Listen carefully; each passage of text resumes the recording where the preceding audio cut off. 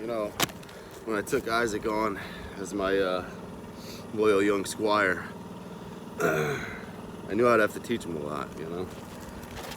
There's a lot she didn't understand about life, especially about Ruth. And you know what?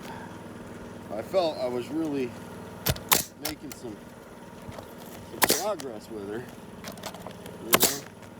But there's some things you just can't teach people. Even a bright young squire like baby Oath. Like how to fuck the drive and not take out the customer's mailbox.